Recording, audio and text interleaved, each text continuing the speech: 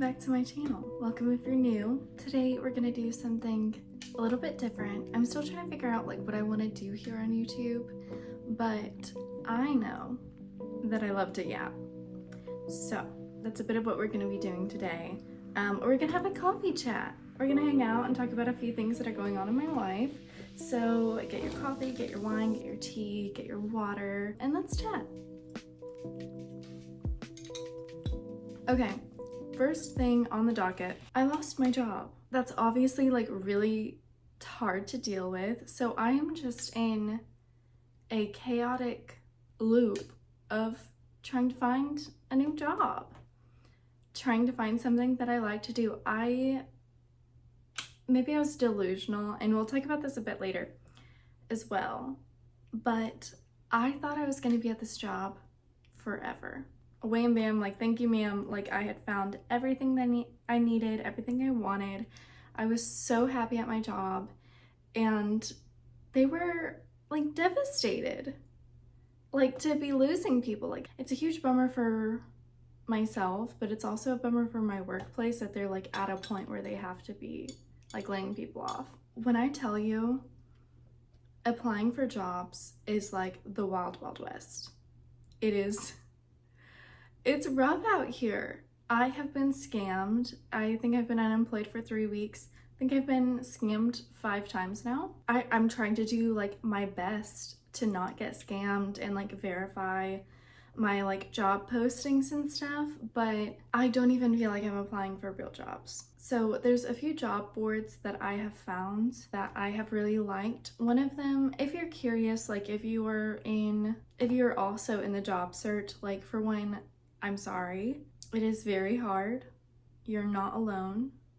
It is crazy out there. And second, I can give you some of the things that I've been doing, and maybe that'll be of use to somebody. The number one place I've been scammed is by using like Indeed. And that's not to say that there's not real great things on Indeed. I'm still applying on Indeed, but I think we'll have to get creative and start looking at other job boards. So there's a woman I found on TikTok, and she just has like a database of a bunch of different job board listings, and they're under like different categories. So you have like one who, if you want to work in video games, if you want to work in the arts industry, if you just want to work remote. What are some of the other ones? Those are just interesting ones. Like, even though I'm not going to be applying for them, they're just ones that stuck in my head because they're so interesting. Like the fact that there's a job board just for video games is so cool. But one of the ones that I have been using is called Idealist, and it is a job board for nonprofits. You can find something like that aligns with you more, I guess, like morally. I like that. Like I like that I can search. I like that I can feel like maybe my next job could really be working towards like the greater good. So I've really enjoyed that one, and I don't feel like I'm applying for fake jobs whenever I'm on there. Like you can go to the organization and look at how many years they've been around. Like I applied for a solar energy job, and they had been around for like 20 years. And it's like, that's just really cool. I am so bad about thinking that something is gonna be one way forever. Like I feel trapped. Like I'm never gonna, like my life gets boring and it's just gonna be the same thing forever. And then the universe like plays tricks on me and is like, oh, you thought this was gonna be forever? Okay, well, let's bring a season of change. And it changes everything. Like I enjoy watching the Broski Report, and she was also talking about this and like how whatever's happening in like astrology, like in the stars right now, it needs to stop. It needs to get its ish together, because this is so bad. Every aspect of my life feels like it's shifting in some way. Based on my experiences with previous seasons of change, I know that I have healed so much because of how I'm processing this change, of how calm I'm being, how resilient and strong I feel. Like before, I felt like whenever everything was spiraling out of my control, like I feel like I lost like my grip on like myself, and I feel in charge this time. And like that's like a beautiful thing to feel. And it makes me really happy and like really proud of myself. But whenever things get like boring, you can't feel that sense of pride because you're not having to utilize like all of these skills that you're building over time. So I am doing good, but I am exhausted. I would like it to stop. Coming back to just the universe and its timing, like it will never, I feel like, make sense.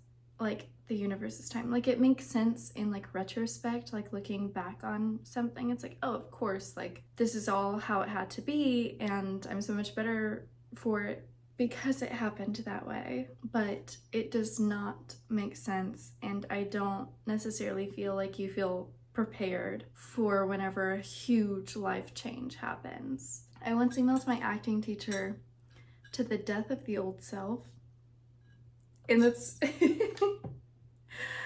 I love how dramatic that is. But yeah, to the death of the old self. It's like, I think we're constantly, I think there's seasons in our lives where like you can experience this grief over what you have lost. Like you can experience grief over yourself and who you were. I don't want to get too caught up in experiencing that grief because I think it can consume you if you constantly are in mourning over who you are whenever you were a kid, who you were whenever you were in high school, who you were whenever you were in college.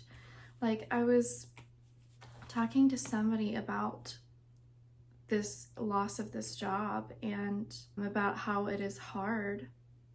And I was like, it feels like whenever you graduate, I mean, there's not too much sweet about this because I think there's a bittersweetness about graduating because you're happy about where you're going to go in the future. I don't know where I'm going to go in the future, but I think whenever you graduate, you have this feeling of, man, I'm probably not going to see like the majority of these people again. I've loved here, I've learned here, I've cried here, I've gone through so much in this place, and now it's over and we can't go back. And then that's where, you know, you have the like positive emotions of like, I can't wait to get my first job out of college, or whenever you're graduating high school, you can't wait to go to college. I don't have the feeling in unemployment of I can't wait for my next job. Like, I just don't think that's something reasonable for me to sort of be able to feel. And I think you would have to almost like delude yourself into thinking like, man, I'm so happy about this change that it's, you know, I do think something better could come out of this and it could bring me happiness. And I do fully believe that, and that the universe is bringing something that's going to be in my favor, that's going to be better than it was before. But like, how do I keep that? How do I keep my spirits up, you know, whenever this is so hard? But I think I'm trying to like self-soothe and tell myself that. So one thing that I found interesting is whenever everything is peaceful, I feel like I lose motivation to do something. To say writing my scripts, like I lose that motivation whenever I'm not under a deadline, whenever it's not crunch time. I have a hard time creating in safety versus whenever my life is in chaos, say losing my job. The first day that I was like unemployed, or like I knew the day after I found out about my unemployment, I went and I applied for like 10 jobs that day. And it was like I just sort of compartmentalize and just push through. And I'm so productive whenever I'm having to push through. I talked to my therapist and she's like, you know, use it like you have to, whenever you need to cope, you need coping skills. You don't always need your coping skills. And so sometimes you can thank them and let them go, but right now you're gonna need coping skills. She's like, you know, let your body like protect itself, let your mind protect itself. But I just wish, and I think it's so interesting to maybe reflect and think, why can't I be this productive whenever I feel safe? And wouldn't it be so cool if I could, and I'm not saying like, oh, be productive and like have like burnout, but I'm saying being productive on passion projects and things that bring you joy. Like, why is it so much easier to be lazy whenever you feel safe? So I just thought that was interesting that sort of came up. Speaking of coping, I recently rewatched all of the Marvel movies up until, well, I watched through Endgame, and then I watched the Black Widow movie, and I watched WandaVision.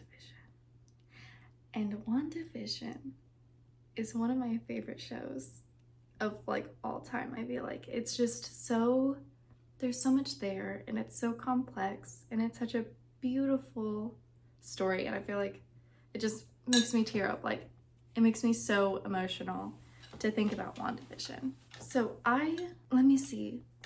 I want to talk about this in a way where if you haven't watched WandaVision, you don't get any spoilers. So WandaVision is a story of this town where people are experiencing, like, every single episode is a different decade of TV. So we start out in like the 50s, I want to say, and then it goes all up into like the aughts and 2010s until like it gets to like modern day TV, and we catch up in time to like modern TV. It is also a story of how people cope with hard times, and it's also a story of tremendous love, unrelenting love that lasts longer than till death do us part. It is just one of my favorite shows of all time, and I highly suggest you definitely need to like get caught up with the Avengers films to be able to fully enjoy it, because it would spoil things. But I think it is one of the most interesting TV shows that I had watched like in such a long time whenever it came out. There's just a desperate feeling for being like having stability, and I believe it is one of the most accurate portrayals of grief that I have ever seen, and how you bargain with yourself. This desperation, not only for stability, but of maintaining the status quo. It's about resisting change and grieving whenever change occurs, and how we can fight so hard to put off change. But unfortunately, change is inevitable, but there's this like avoidance. And just something else I was thinking of is just how like I saw something on TikTok, and it was like, these are the two sides of me, if you even care, you know? It's a Sabrina Carpenter quote. I believe it's from the song Espresso, and it's like, I can't relate to desperation. And the other side of who this person was and who I am is this Taylor Swift quote from The Prophecy, and it's just like, I'm begging on my knees, please, please, who do I need to speak to change the prophecy? Like, how can I change what has happened? And you can't change what's happened, but there's that desperate desire to just go back and do something differently. And sometimes I think it's okay to like, oh my gosh, and it just made me think of the other Taylor Swift song, I'm Still at the Restaurant. Like, sometimes you do just need to stay stuck and replay things as long as you need to be able to move on. I guess with me losing my job, like, there's nothing more than I want to like be doing, like to stay in the same place and to like stay in my job, or like there's another huge life thing going on, and it's like I want nothing more than for things to stay the same, like being so resistant to change. but it happens. And I think experiencing and getting good with change is such a life skill that happens in time.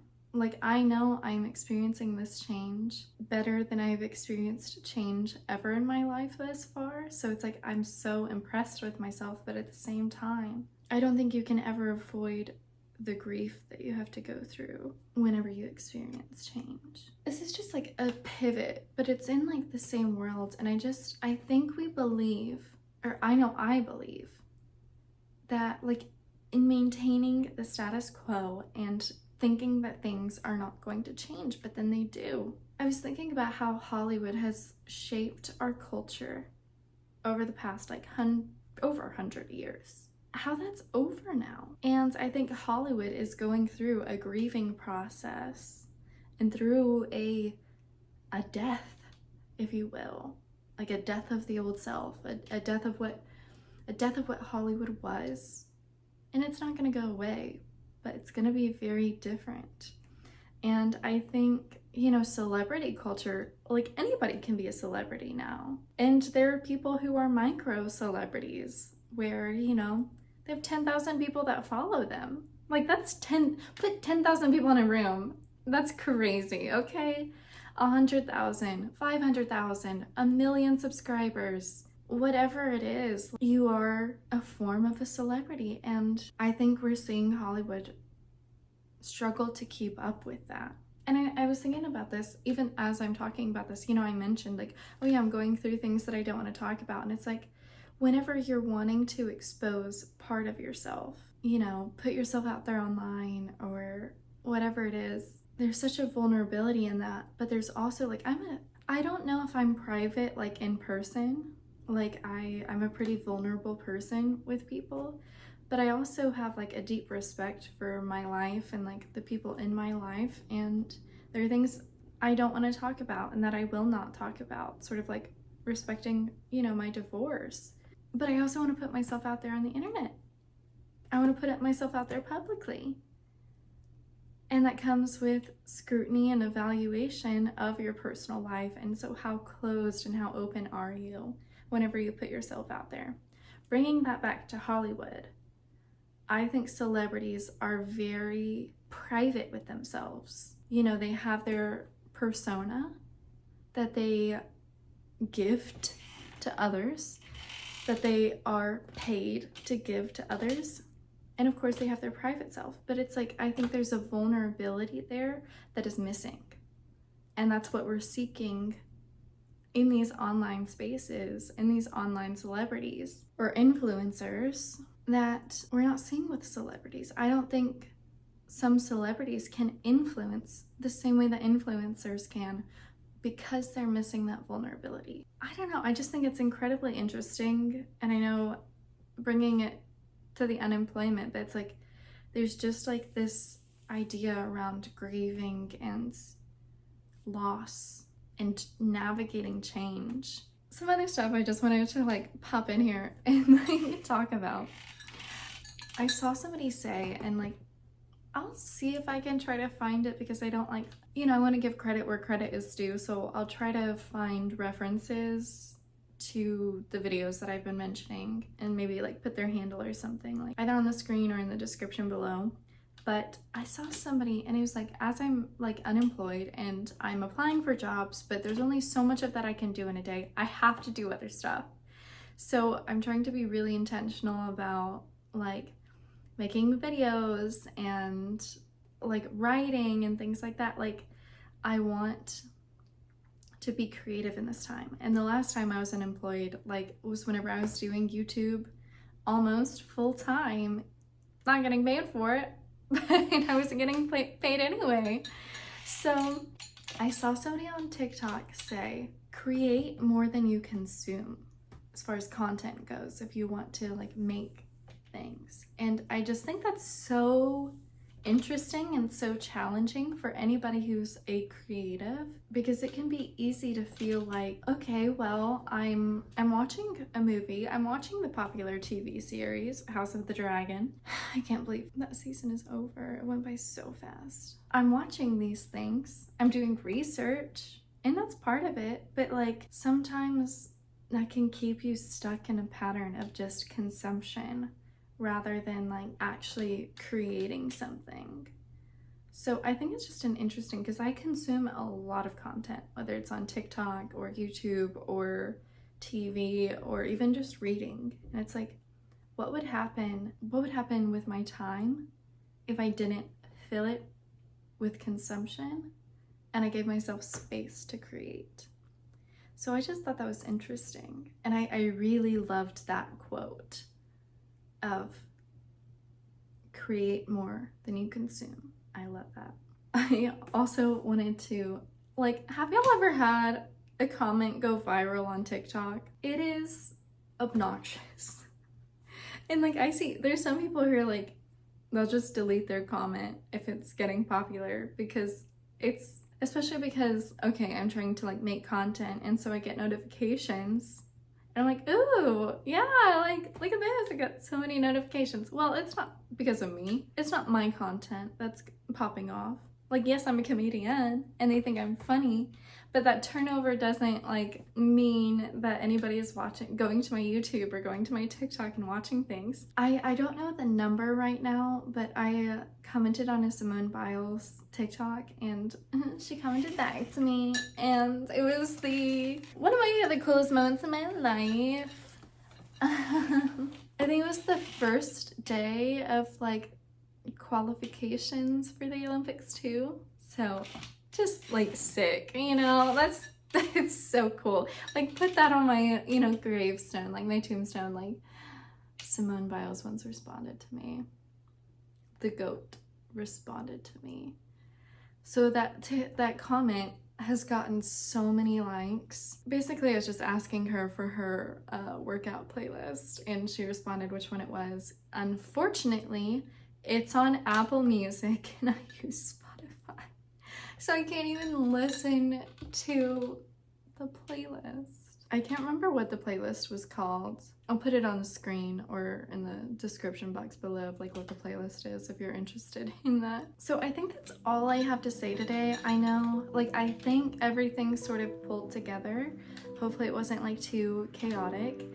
I really hope you enjoyed your like coffee or your tea, whether this is like a morning wake me up or an afternoon pick me up or like a little nighttime YouTube and chill. I just want to say thank you for hanging out with me. I really appreciate your support. I appreciate you watching.